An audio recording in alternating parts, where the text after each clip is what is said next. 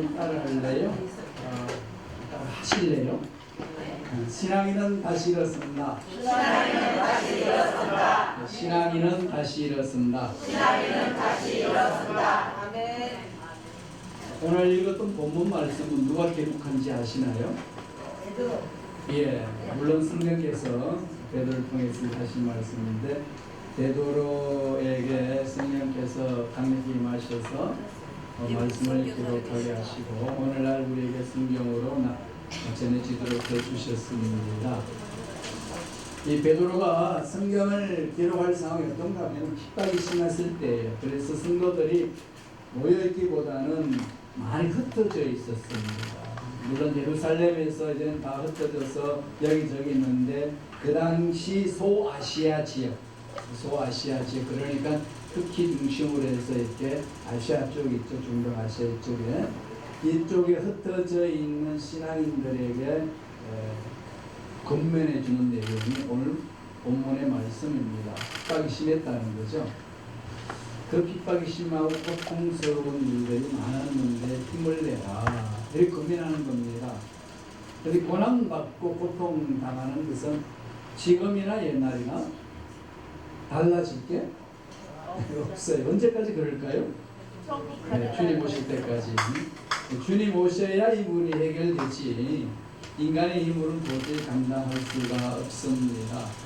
아무리 잘 먹고 잘 산다 할지라도 아무리 석박사학위를 받고 높은 지위를 가지고 나라를 통치한다 할지라도 고난과 고통에서 면제되는 사람은 아무도 없습니다. 그래서 오늘 베드로가 권면하는 이 말씀은 그 당시 성도들에게만 해당하는 것이 아니라 오늘날 우리에게도 동일하게 하는 말씀입니다. 베드로 그러면 누가 제일 생각나시나요? 베드로 그러면 되게 인간적이다 이런 느끼지 않나요? 친밀하죠? 전 베드로 그러면 되게 친밀해요. 투박하고 아주 성질 급하죠. 그리고 단순해요. 그 대신 아주 정직합니다. 사람 낚는 어부가 되겠다고 주님 앞에 결심이나 놓고 지 뜻대로 행하려고 몸부림치는 사나이, 이게 베드로잖아요. 물리로 걷는 주님을 바라보고 주여 저도 물리를 걷겠습니다. 걷게 하소서 해가지고 그냥 오라고 그랬더니 그냥 뛰어들어갑니다. 물리를 걸어요. 그러다가 또 두려워가지고 후우죽거리며 물에 빠집니다. 뭔가가 되는 듯 하면서도 거꾸로 지고 거꾸로 지는가 했더니 다시 일어서고. 이게 누구 모습 같아요? 내 모습 같아요. 멀리 찾을 필요도 없어요. 경건절할 필요도 없고 꼭 나아갔잖아요. 부활하신 주님을 체험하고 나서 완전히 바뀌어집니다. 부활하기 전에 예수님 앞에서는 호언장담을 했지만 언제나 호언장담하고 나서 실패를 합니다. 그리고 부활하신 주님을 다시금 만나고 성령으로 충만한 이후에 베드로의 삶은 180도로 바뀌어져 있습니다. 목숨까지도 아끼지 아니하고 성령의 이끌림을 따라서 나아가는 베드로의 삶을 볼 수가 있는 거죠. 그것을 체험한 베드로가 오늘날 우리에게 권면합니다. 지금 세상 보세요. 세상이 어떠신가요? 마지막 때를 기다리고 있지 않습니까? 지구촌을 봐도 여기저기 전쟁이 일어나고 주님이 예언하셨어요. 또 지진이 일어나고 또 화산이 폭발하고 기후가 이상해져가지고 뭐 장마라고 생각했는데 햇빛이 쫙 비치고 햇빛이 막 비쳐서 이제는 아주 더운 날씨로 가나 했더니 갑자기 폭우가 떨어지고 북극에는 지금 얼음들이 녹아서 녹아내리 물로 변하고 이게 지금 지구가 인간의 힘으로는 도저히 살릴 수 없는 지경에 놓여 있는 것이 우리가 살고 있는 이 상황입니다. 이런 것을 볼 때는 뭘 기억하라고 말씀하셨죠? 주님 오실 날이 심히 가까웠다. 심히 가까웠다. 그러니까 주님이 오실 날이 심히 가까운 이때 일어나는 사건들은 어마어마하게 고난이 온다는 거예요. 고난이 따른다는 겁니다. 고통이 있다는 겁니다. 사람과 사람들 간의 이간질이 심하고 사랑하지 아니하고 오히려 사랑하라고 준 사람은 이용해 먹고 또 이용하라고 준 돈은 사랑하고 이래 서로들 간에 마음이 찢어지고 여러 갈래로 나눠져 있는 상황이 오늘날의 모습이라는 거죠. 그리고 사회의 모습이에요. 고난 속에 있다는 거죠. 그러면 이런 상황 속에서 어떻게 살아야 할까요?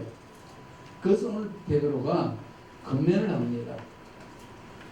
여러분들이 사회사업 미용 선교에서 사역을 하는데 이 사역을 헌신하기 위해서 왔는데 주님의 일을 하러 왔는데 막상 그 일을 감당해 보니까 어떠세요? 모두가 그냥 일사불란하게 마음이 팍한 마음이 돼가지고 그냥 똘똘 뭉쳐서 일하고 싶은데 마음만큼 되지 않는 것이 인간들의 모임 공동체 아니겠습니까? 어딜 가나 그렇습니다. 제가 독일에서 한 12년 사역을 했고요. 공부하면서 독일에 있었고, 그 다음 거기 사기받고 와가지고는 한국에서 다시 한세대학교에서 8년 그 사이에 선교국장으로서 다시금 사역을 시작하고 다시 미국으로 부르심을 받고 갔어요. 미국에서 얼마나 있었을까요? 13년. 제가 1985년도부터 사역을 시작을 했거든요. 대학 선교사에서. 그냥 40년 하는 것 중에 해외에서 있었던 시간이 25년입니다. 그러니까 한국의 사역보다는 해외 사역이 더 이제는 완전히 기임을 했습니다. 하나님의 또 다른 사역을 해서 부르심을 받고 한국으로 왔어요. 독일에 있든지 미국에 있든지 사람들이 모인 곳에는 문제가 있어요. 그리고 대동소이합니다. 그게 인간들이 모여있는 모임의 특징이에요.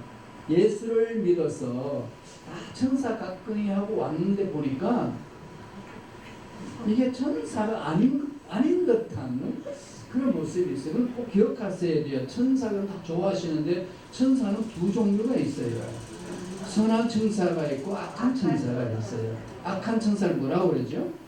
사탄이라고 그래요. 천사 같다 이 말만 듣고 좋아하지는 마세요. 그렇게 교회 내에는 그렇게 되어 있어요. 그래서 우리는 다 양 같아서 선한 양들만 예수 믿는 사람 공동체 있는 줄 알아서 보니까 양이 있는 게 아니라 또 뭐가 있을까요? 염소. 어떻게 잘 아세요? 염소가 있어요. 염소가. 그런데 왜 공동체에 양만 있지 않고 염소 같은 존재가 있을까요? 견눈질 하지만 누가 염소인가 필요 없어. 앞에 보고 있으니까. 양은 통제 능력이 없습니다. 양은 연약해요. 양은 멀리 못 봅니다. 그 앞에 있는 것만 봐요. 그리고 실험들을 많이 해요. 그래서 양의 이제 앞장서는 양의 대장이 있거든요. 양 중에 양이. 그러면은 그 양 앞에 이렇게 장애물을 딱 만들어 놓고 그 제일 앞장서 나가는 양이 폴짝 뛰어넘도록 만듭니다. 그리고 폴짝 뛰어넘는 순간에 장애물을 치워버리면 그 뒤따라오는 양 어떻게 할까요? 그냥 가면 되잖아요. 그냥 안 가요. 폴짝 뛰어넘어요. 왜? 앞에 양이 폴짝 뛰어넘었기 때문에. 예, 그대로 양 같들었으면 그 얘기를 따라가는 거예요. 통제 능력이 없어서 먹었다 하면 시끄러면서 그냥 엄청나게 먹습니다. 먹고 나면 무슨 일이 일어나죠? 식곤종이 있어요. 잠이 오잖아요. 그리고 양들은 땅에서 잠을 자요. 한번 누우면 다리가 짧아서 못 일어납니다. 오래 누워 있으면 배에 창자가 썩는 병이 걸린다고 해요. 고창병. 그러니까 목동이 무슨 일을 할까요? 그거 일일이 누워자는 양을 다 이렇게 세워야 돼요. 수백만 마리가 되면 그 양을 일일이 목동이 다 이렇게 세울 수 없잖아요. 어떻게 할까요? 방법이 있어요. 염소를 집어넣습니다. 그리고 염소는 양이 누워 자는 꼴을 못 보는 게 염소예요. 그럼 누워 자는 양을 그냥 지어박아버리고 그냥 발길질 하면은 지어박는 힘에 의해서 지렛대처럼 양이 불뚝 일어납니다. 그래서 병 걸리지 않고 살 수가 있대요. 그래서 유적절하게 그렇게 활용을 한다는 겁니다. 여러분들이 신앙생활 하다가 꼭 염소 같은 사람이 있으면 어떤 일이 일어나죠? 기도하죠. 그러면 누구 때문에 살 수 있죠? 명소 때문에 사는 거예요. 명소 때문에 너무 고통스럽고 울며 불며 교회에 와서 부르짖는 겁니다. 그래서 연말 연시가 되면은 선물을 준비하셔야 돼요. 영수한테 가서 내가 너 때문에 살았다. 왜 그런 거예요? 이 공동체의 모습입니다. 그래서 오늘 베드로가 고난이 있다, 고통이 있다, 문제 있다.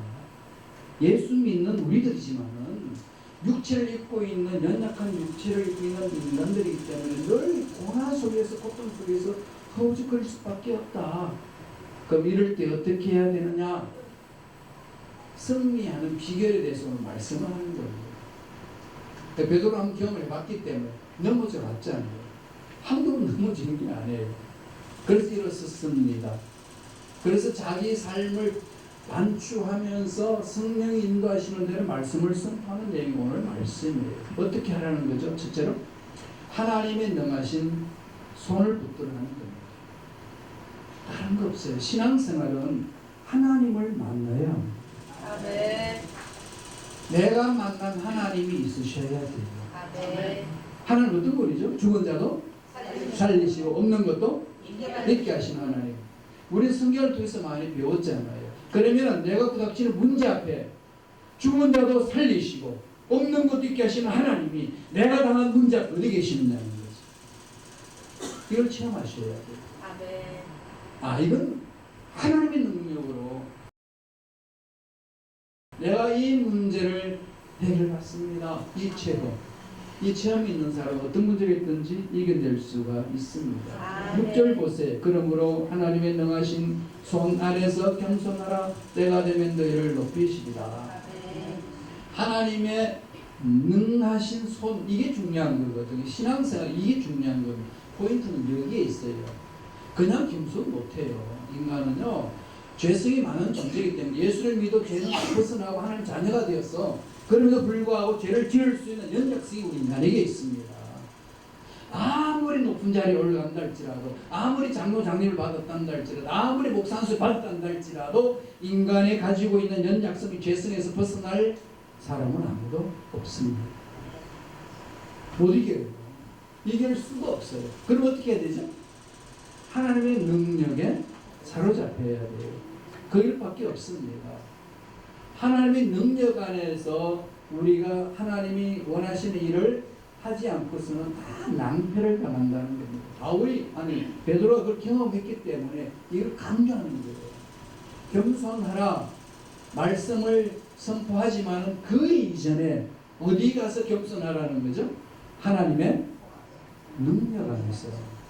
하나님의 능력을 체험한 사람은 겸손할 수밖에 없습니다. 강조 안 해도 겸손해요. 하나님의 능력을 체험하지 못하고 능력을 체험하는 것처럼 자꾸 하기 때문에 자꾸 내가 살아나고 힘든 거예요. 그래서 내가 만난 하나님, 내 문제 앞에서 하나님은 나를 이렇게 만나 주셨습니다. 내 인생의 절체절명이 위기 같은 그런 상황이 있는데 하나님께서 나를 만나 주셨습니다. 그래서 나는 이 문제에서 일어났습니다. 이 간증이 있어야 합니다. 그게 신앙이에요. 옛날 간증만 이야기하지 마시고 지금 여기에서. 신앙생활은 언제나 지금 여기에 히어앤 나우라고 그러는데요. 그 아주 중요한 신학에서도 용어입니다. 지금 여기. 신앙생활은 지금 여기에요. 지금 여기. 그래서 아무리 큰 죄악을 범했단다 할지라도 지금 여기서 통해 자복하는 순간에 이미 거룩한 자로 거듭나는 거예요. 이미 변화되는 겁니다. 거기서부터 하나님 나라가 임하는 거예요. 회개하라 천국이 가까웠느니라 그러잖아요. 하나님 나라는 회개에서부터 시작하는 거죠. 어디서부터요? 지금 회개. 여기서부터. 그럼 지금 여기가 중요한 거예요. 그러면 지금 여기에서 나는 하나님을 만나고 있느냐. 이게 중요하죠. 여기 또 하나 문제 있습니다. 하나님 만나는 것만큼 중요한 게 없는데 하나님 어디서 만나서 어떻게 만나죠? 하나님 보셨어요? 하나님 만져보셨어요?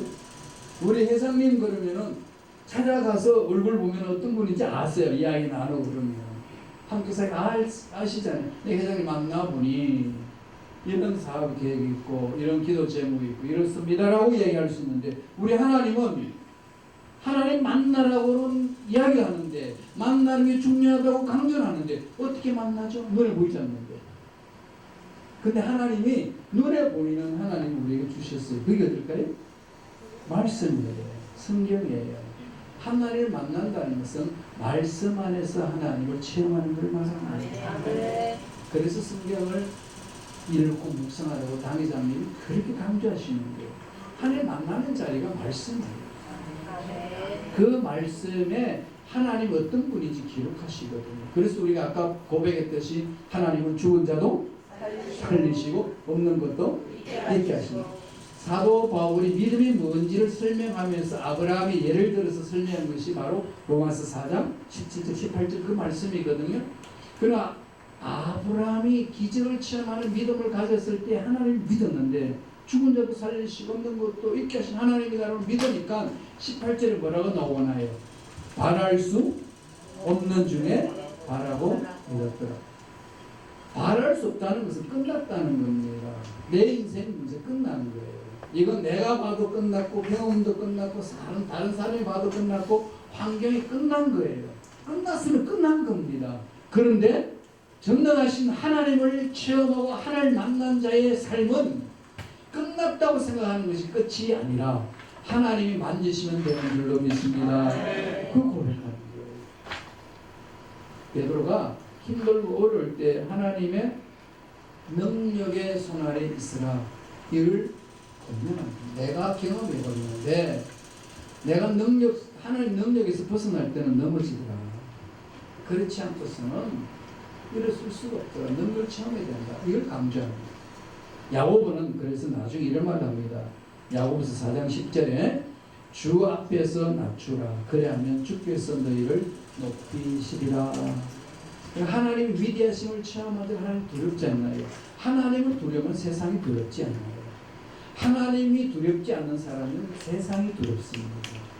하나님을 두려우며 하나님의 전능하심을 체험한 자의 삶은 세상의 문제 앞에 떨지 않습니다. 아멘. 이게 하나님 만난 사람의 특징이에요. 말씀 깊이 묵상하고 들어가 보세요. 그 속에 기적이 있습니다. 아멘. 그런 아픔인 거예요. 그래서 베드로가 하나님의 능력의 손 안에 들어가라 이거든요. 이게 우리 신앙생활 가장 기본 핵심이 되어야 된다는 거죠. 그 다음 두 번째 도면하는 게 있습니다. 염려를 다 죽게 놔둬.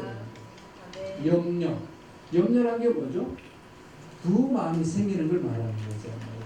헬라 원어를 살펴보면 두 마음을 가지고 염려다 그럽니다. 왜 두 마음이 생길까요? 전적인 하나님의 능력에 대한 체험이 없다가 보니까 그냥 말씀을 듣고 교회 와서 기도할 때는 뭔가 될 것 같았는데 나 혼자 뚝 떨어져 나오다 보면은 그 문제가 나를 삼켜 참을 수가 없어. 이런 것이 얼마나 많습니까? 이럴 때 마음이 나눠지잖아요. 마음이 나눠지는 순간에 뭐가 생기죠? 염려가 생기는 거예요. 그래서 오늘 본문 말씀의 7절에 너희 염려를 다 주께 맡기라. 이는 그가 너희를 돌보신다. 그럼 죽은 자도 살리시고 없는 것도 있게 하시는 하나님이 돌보시는데 누가 손대겠어요? 이런 체험이 있느냐는 거예요. 제가 독일에서 이제 공부하러 갔었어요. 그래서 조영기 목사님이 우리 교단에도 그냥 독일 공부한 사람이 있어야 된다 해가지고 이제 갔어요.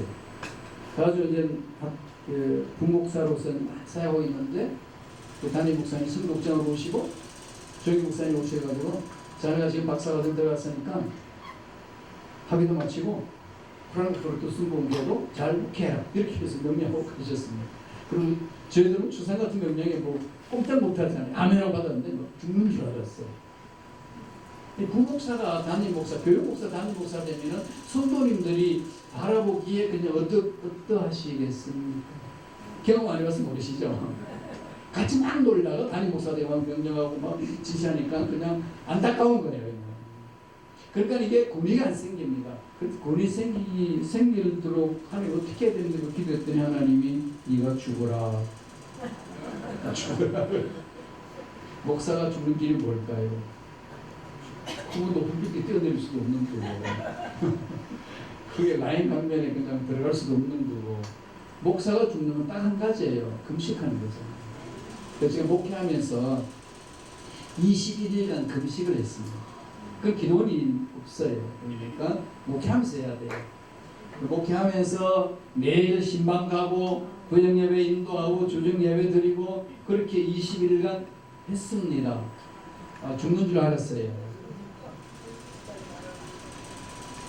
그런데 그걸 다 마치고 났더니 성도들이 바뀌어졌어요.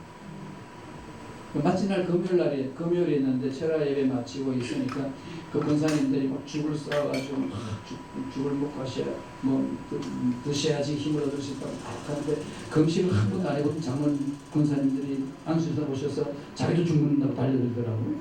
같이 죽 먹었어요. 파티했어요. 근데 성도님들이 마음이 바뀌었어요. 목사님 마음대로 하세요. 우리가 다 서포팅하겠습니다. 제가 뭐라고 그러지 않았거든요. 그건 뭐죠? 전능하신 하나님의 손이 만져주십니다. 이게 신앙이잖아요. 이게 하나님의 나라에 일어나는 사람들의 자세하겠습니까? 여러분 인생 문제 많아요. 그죠? 가정의 문제, 개인의 문제, 자녀, 안나의 문제. 뭐 없는 사람 어디 있습니까? 다 있잖아요. 그 속에서 그 문제를 해결할 수 있는 유일한 방법은 그 전능하신 하나님의 능력을 전하고 맡기는 거예요. 던져버리는 겁니다. 던져버리면 하나님이 답을 해주는 거 아니겠어요? 그런데 제가 학생 비자로 했기 때문에 선교사가 되었으니까 선교사 비자로 바꾸는데 변호사가 잘못해가지고 그냥 외국 간청에다 명령조를 했습니다. 김판호 목사는 유학생이었다가 프랑크푸르트 스무고의 담임 목사가 되었으니까 선교사 비자를 주시오 이렇게 올렸어요. 그랬더니 외국 감청에서 보는 분이 괘씸한 거예요. 우리한테 물어보시다가 함부로 니네들이 마음대로 정해 그러면서 거절한 편지를 보냈습니다. 언제 누가 어디서 김판호 목사를 독일 정부가 프랑크푸르트 순복음교회 담임 목사로 해도 된다라고 확인해줬냐? 아무도 안 했거든요. 독일에서는. 우리가 했지. 그래서 그냥 결론 내리기를 추방명령이 떨어졌어요. 3개월 만에 나가라. 그랬더니 이제 학생 비자도 멈춰줬고 비자가 다 깡그리 사라졌습니다. 나와야 돼요. 그래서 어떻게 했어요? 그렇죠. 하나님께 매달려서 하나님께 기도하면서 특별 변호사를 이렇게 만나서 이야기를 했더니 한번 해보자고 해가지고 외국 간청에다가 서류를 냈어요. 그러고 나서 비자가 어떻게 됐겠어요? 한국 비자로 됐으면 얼마나 좋겠어요. 7년 동안 비자가 없었어요. 그래서 저는 하루하루 사는 거예요. 언제든지 독일 간청에서 외국인 나가야 되는 겁니다. 그러면서 목회하고 공부하는 거예요. 얼마나요? 7년. 정말 무부인이에요. 지금 제가 이렇게 웃으면서 얘기하시면 그때는 신방 갔다가 또는 도서관 공부하고 돌아오다가 우체통에 편지함을 못 봐요. 왜? 추원 명령이 있을까? 그 하루하루 사는 거죠. 하루하루 하나님과 만나는 훈련을 했습니다. 그리고 훈련을 하니까요. 제 마음속에 하나님이 누구시냐? 이 부분이 그냥 강력하게 제 마음을 사로잡기 시작했습니다. 그게 바로 로마서 4장 17절 18절 말씀. 하나님은 죽은 자도 살리신다. 없는 것도 있게 만들어 주신다. 세상 끝났다고 하는데 끝난 게 아니고 하나님이 오케이 하면 되는 거죠. 그리고 집중하는 거죠. 그렇게 해서 갔어요. 그리고 나서 제가 7년 동안 없었다고 그랬잖아요. 그래서 이제 논문 다 쓰고 이제 3월 달에 이제 논문 교수한테 주고 학답을 듣고 오케이 이제 사인을 받았어요. 그랬더니 독일 간청에서 3월 15일에 편지가 왔습니다. 5월 15일까지 있다가 가라.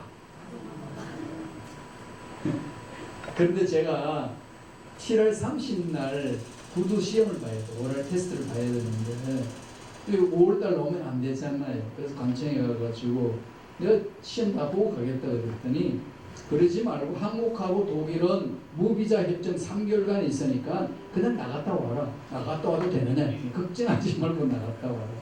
그래서 조희 목사한테 인사드리고 강의장님한테 말씀드리고 그리고 나서 한세대학교 가서 강의에 대한 대전 다 맡고 할 일 무엇을 했는지를 다 알고 들어왔어요. 7년 동안에 내 인생이 어떻게 될는지 몰랐잖아요. 근데 하나님은 뒤에서 다 일을 하셨어요. 이게 우리 하나님이잖아요.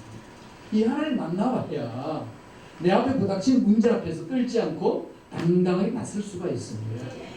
이걸 맛보지 못하면은 지극히 작은 문제 앞에서도 그냥 떨고 있어요. 그리고 마음이 자꾸 나오시는 거예요. 못 맡기는 거죠. 하나님 동안 신 아래에서 겸손할 때 해야 될 자신은 맡기는 겁니다. 하나님 책임져 주십니다. 베드로가 그걸 지금 체험하고 나서 강력하게 이야기하는 겁니다. 베드로전서 5장 7절 너희 염려를 다 주께 맡기라 이는 그가 너희를 돌보시니라. 돌봐주시거든요. 여기다 확신이 없으면 신앙생활을 못하잖아요. 정말 하나님이 예비하신 기적을 체험을 못하는 거거든요. 신앙생활은 하나님과의 만남이 없는 신앙생활은 없습니다. 그냥 종교지. 그냥 사람 만나러 오고 교회 활동하기 좋고 충분히 뭐 교회 일하다 보면 또 일에 대한 욕심이 생기고 할 수 있어요. 그러나 내 인생의 근본적인 문제는 하나님 만나지 아니하고는 해결되지 않는다는 거예요. 신앙생활은 뭐라고요? 그 하나님 만나서 내 인생의 문제를 풀어나가는 거예요. 옆에 있는 사람 문제도 끌어안고 중보기도하면서 풀어주는 것이 신앙인들의 자세라는 거예요. 베드로가 그걸 지금 건면하고 있습니다. 그래서 맡기라는 거죠. 맡길 수 있는 핵심은 딱 하나예요. 아까 잘 말씀드렸듯이 전능하신 하나님을 체험할 때만 맡길 수 있어요. 그걸 내가 만나지 못해서 뭘 맡긴다는 거예요. 그냥 입술로만 그냥 근성으로 할 뿐이죠. 거기는 하나님의 보살피신 그런 기적을 맛보지 못하는 거예요. 신앙생활 할 때 꼭 이걸 명심하셔야 이 핵심이에요. 마지막 세 번째로 베드로가 건면합니다. 믿음에 굳게 서서 마귀를 대적하라는 거예요. 우리 8절 9절 한번 읽어보실래요? 베드로전서 깨어라 너희 계정하느니가 우는 사자같이 돌아다니며 산길자를 찾느니 너희는 믿음을 굳건하게 하여 그를 대적하라. 이는 세상에 있는 너희 형제들도 동일한 고난을 당하는 줄을 아노라. 마귀가 우는 사자같이 두루다니며 산길자를 찾나니 마귀는요 어떻게 하든지 넘어질 수 있는 사람을 찾는 거거든요. 저와 여러분의 심리를 누가 더 잘 알까요?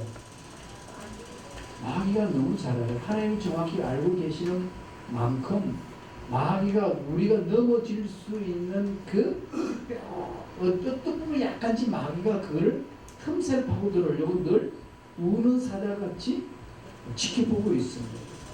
한 예를 들자면 우리 이렇게 예배드리고 은혜 받고 하고 그냥 할 수 있다 믿습니다 외쳤는데 길거리 나가다가 정말로 어떤 미친 인간이 나한테 막 욕을 해.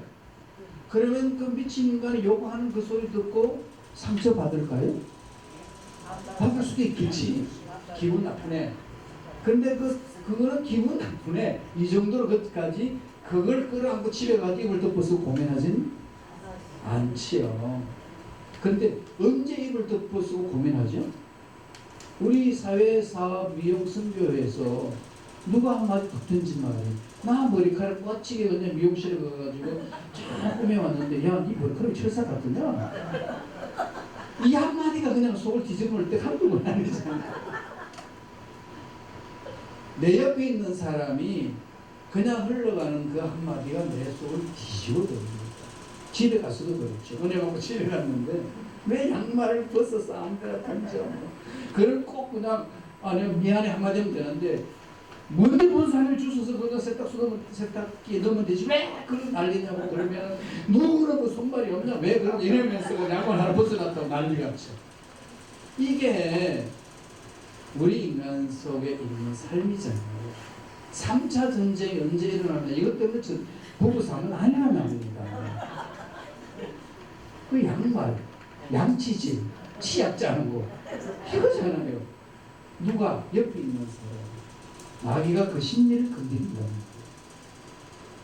그래서 사회사 미용 선교회에 여러분들의 위대한 사역을 할 수 있는 걸 방해하는 것은 마귀가 장난을 치는데 어떻게 장난치죠? 아무것도 아닌 일 같은데 툭 건드리면 빠져버려요. 그래서 베드로가 이걸 건면하는 겁니다. 마귀는 우는 사자처럼 삼킬자를 찾는다. 나도 넘어졌다. 이거거든요. 내가 주님 앞에 결심하고 모든 제자들 다 주님을 버려도 나는 주님을 버리지 않겠습니다. 결단했지만 가야복들 앞에서 계집종한테 그 말 한마디에 나는 그냥 나 저 사람 모른다. 저 인간 내가 저주하는데 난 모른다. 그리고 돌아서서 그냥 통곡을 했잖아요. 그걸 베드로는 결국 했기 때문에 아는 거예요. 순간적이구나. 넘어지는 것은 순간적이구나. 그래서 힘들고 어려운 상황 속에 신앙생활 할 때 늘 조심해야 될 것은 마귀를 대적하라. 그 기도할 때요, 하나님 마귀를 대적하여 주옵소서 이럴 필요 없어요. 하나님 우리에게 마귀를 대적할 수 있는 권세를 주셨어요. 아멘. 마귀를 대적하라. 그러면 저희가 피하리라. 예수 이름으로 명하노니 내 믿음을 뺏는 마귀는 떠나갈지어다. 나에게 문제를 주는 마귀는 사라질지어다. 예수 이름으로 명하세요. 내가 힘이 있어서 마귀에 쫓겨나가는 게 아니라 우리는 예수 이름의 권세를 쫓아내는 거예요. 나는 그런 은사 못 받아도 괜찮나요? 우리에게는 예수 이름의 권세가 있습니다. 예수 믿는 저와 여러분에게 하나님은 그걸 허락해 주셨습니다. 그래서 예수 이름으로 명하면 마귀는 쫓겨나가는 겁니다. 그래서 힘들고 어려울 때마다 늘 그걸 명심하라고, 순간적으로 넘어질 수 있다는 것을 베드로는 권면하고 있습니다. 가룟 유다 보세요. 가룟 유다 보면은 12자 제자 중에 가장 주님부터 심을 받았잖아요. 재정을 담당했습니다. 재정은 아무나 맡기지 않잖아요. 믿을 만한 사람도 맡기지 않아요. 그만큼 주님 앞에 신뢰를 받았던 사람입니다. 그런데 요한복음의 13장 2절에 보면요, 이런 말씀이 있습니다. 마귀가 벌써 시몬의 아들 가룟 유다 마음에 예수를 팔려는 생각을 넣었더라. 마귀는 그래요. 우리 생각 속에 찾아와가지고 집어넣고 자기는 빠집니다. 네가 원래 그렇게 생각하는 사람이야. 요새 말로는 가스라이팅 하는 거죠.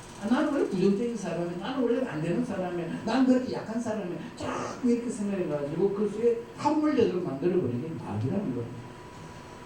그러니까 예수를 팔려는 그 생각을 가룟 유다 마음에 넣어두니까 그 생각이 가룟 유다 마음을 지배하기 시작합니다. 결국 어떻게 됐죠? 팔죠. 생각이 행동을 낳고 행동이 습관을 낳고 그 습관이 그 사람 인격이 되는 겁니다. 그 사람 인격은 어디서 출발하죠? 생각에서 출발합니다. 이 생각, 마귀에 잡히지 않도록 우리는 늘 마귀를 대적하며 생각을 지킬 줄 알아야 합니다.